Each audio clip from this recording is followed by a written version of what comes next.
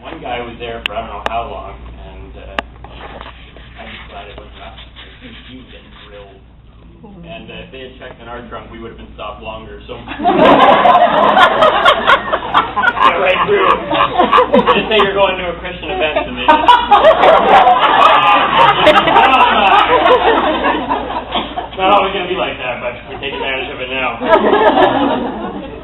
Now, I know most of you are sitting there saying, forget the whole, history lesson you're doing. We really don't care about your journey here. We have one question. Are you going to be funny? Because we don't think you can be funny and be as good looking as you are. I know it's not a natural combination, okay? No offense, David. I can figure out which one he's got. It's just that I got off. That wasn't planned either. I have a real hard time convincing people I'm a comedian at all. Most people are thinking things like male model, bodybuilder, writer sometimes, Not that any of it's surprising really, because after all tonight, folks, I am bringing to you a little laughter for the soul and some candy for the eye. That is all the sweetness with zero the calories, folks. It doesn't get any better than that. You are welcome. Now, the reason I bring up my looks right at the beginning is I just don't want people to be distracted by them for my entire set. Because let's face it, when a physical specimen like this walks in front of a room, distraction. You are not alone.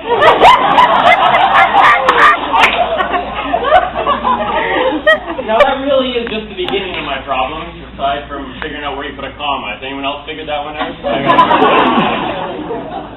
But there are times when I fear for my own safety. And a legitimate question that I tend to ask before every show is, how many here tonight are here as a couple? And by the looks of the room, that number is very low. So, if you could just give me a second, I have to process how I'm going to figure out how to handle the rush of women at the end of this thing. It's going to be a little unmanageable, but you're going to have lineups or something. I don't know.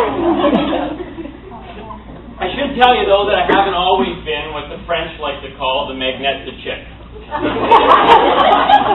was a time back in elementary school when I had the legs to chicken. Right? Not a big draw for the ladies, right? Well, there was this one girl. She expressed a lot of interest, actually, and then I found out that her father owned the KFC, and I got really They called me Daddy's Low Fry. I don't want to go there, but I may not have been considered attractive growing up, but I was certainly an attraction. Right? Like I should have charged a fee or something. If I had a nickel for every person that stopped to just gawk at my skinniness, I'd have like $2.50 by now. For sure. But I mean, it got really out of hand. I can't tell you how many times people would pass me on the street and point and laugh and say things like, "Look at that kid. He's all skin and oh my, is he just bone?" I think it's just bone, actually. It was really creepy. Like I was a literal skeleton until grade 11. Okay, and if you don't believe me, you can ask my friends. When they were all going through their growth spurts, I was just then developing flesh. Right? But not without its perks, because 3 years in a row at my high school science fair, first prize, best skeletal system on it. I didn't even build anything, and it showed up. My friends were so jealous. How come you get to be the lucky one with no flesh? I'm like, I don't know. But I understand that, hearing stories of a scrawny youth coming from a man like myself seems almost unbelievable. And I'm here to say that, miraculous transformations, they may be rare, but they're not impossible, right? Think of the, I don't know, I was going to say caterpillar to butterfly, but it's really not a good example, because I'm more like caterpillar to eagle. It's kind of like a whole different level. But obviously possible. I think, though, even if I could have, I don't think I would have spent a lot of time developing muscle growing up, because at a very early age, I decided that I was going to dedicate most of my energy into developing a little gift that I have. And everybody here has a gift. Some of you have the gift of teaching, the gift of encouragement, the gift of service. Some of you actually think of the gift of writing. But, I have a gift too, something to contribute to the common good. I have the gift of sarcasm. Anyone else have that gift? It's a great gift, eh? It's dangerous in the wrong hands, right? Because you know what you get when you cross a scrawny, awkward little kid with the gift of sarcasm, you get a scrawny, awkward little punching bag. It is not pretty, folks, right? Who here knew that sarcasm is actually the leading cause of bruised kidneys? And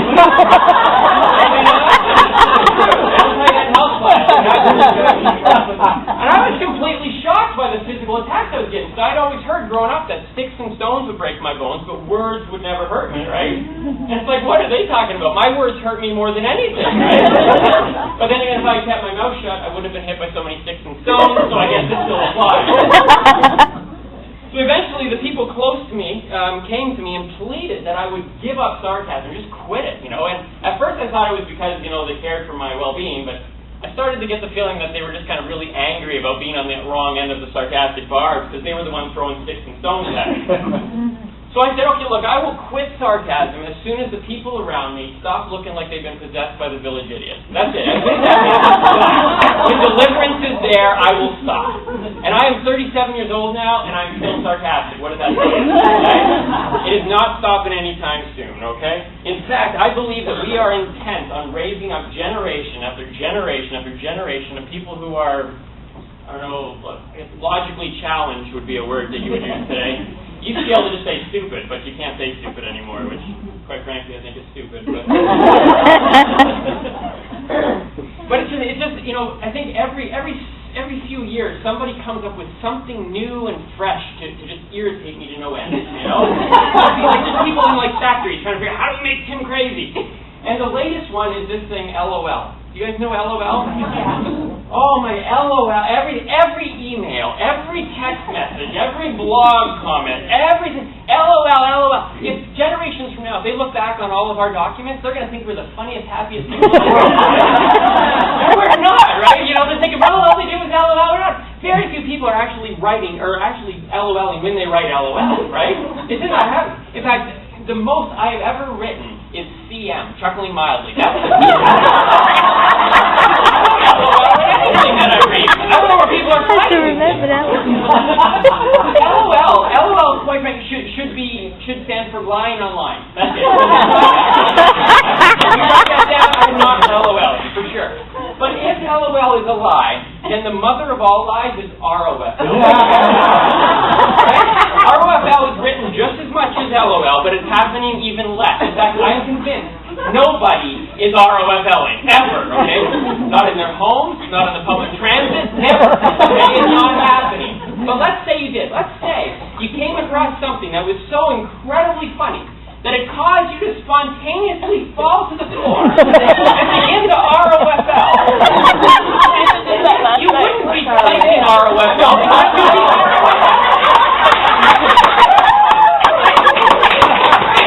and then even if you did ROFL and you got back up, you wouldn't type ROFL then because the emotion of it all would be gone. You'd have to write, I just did ROFL. But everybody writes in the present tense that they're actually ROFLing, and they're not. But the worst of them all is the thing called LMAO. A lot of you are willing to admit you know that one. I don't know what that one is. You don't? Okay, I'm If you do not know what LMAO is, ask somebody at the end. Those are the ones who are crying. If by chance you happen to come across something so incredibly amusing that it causes your A to fall O, then do not type LMAO, type 911.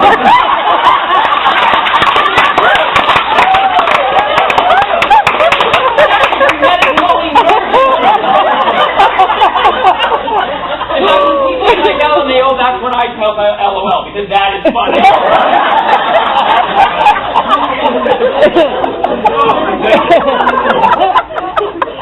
There's a rumor going around right now, and I don't know, maybe it's just a Canadian thing, might be down here too. It's going around for quite a while. But it goes, a wise man once said, there is no such thing as a dumb question, only dumb answers. And I'm like, seriously, really? A wise man uttered these words? Let me tell you something, folks. If that rumor is true, then there is such thing as a dumb wise man. Because That's absolutely ridiculous, because people ask me dumb questions all the time, and they come from everywhere, and I got no patience for them at all. I was in a restaurant. My waiter came up to me and said, "Good evening, sir. Can I get you something?" What kind of question? What did he want me to say? So I looked up at him and I said, "No, thank you." Just show me where the kitchen is. I'll get it. You can get me something. It's your job, you know. And a little tip I gave to the guy. He keeps asking questions like that. He's going to be serving tables for a very long time. Smarten up, buddy. Smarten up. I realized that dealing with people would be so much easier if it didn't involve people. Right? So I realized very early on that quitting sarcasm was not going to be a legitimate option. So because of my size or lack thereof, I decided that I was going to have to teach myself a self-defense move, a little something to preserve my life. And the lady down here is asking if it worked. And it is questions like that that drive me out.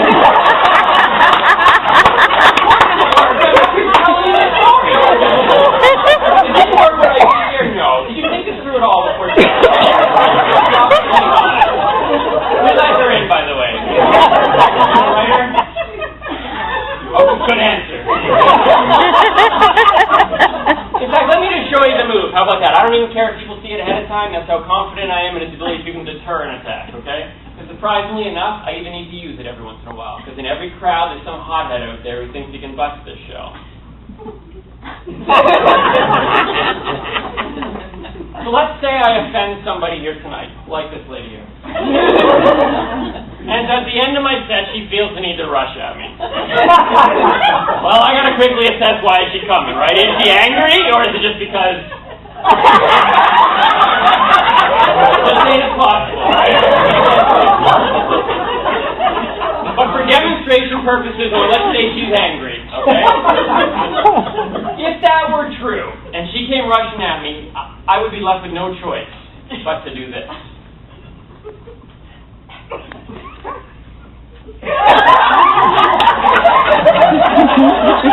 Not gonna come? Alright. Fair enough. But let's pretend she was. Okay? And we'll pretend she's moving a lot faster. So more intimidating. If that were true, and she was coming hard at me like that with fire in her eyes of fury, not passion, then just as she got close to me, she would find herself on the wrong end of this.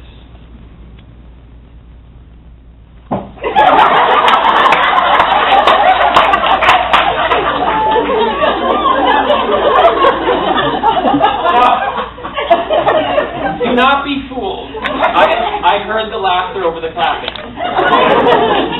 I'm okay with that. I understand that some people don't understand the effectiveness of a move like that, which, from my generation and stuff, people in my generation, I don't understand why, because we didn't think this meant anything good either. But it turned out to be something pretty cool, right?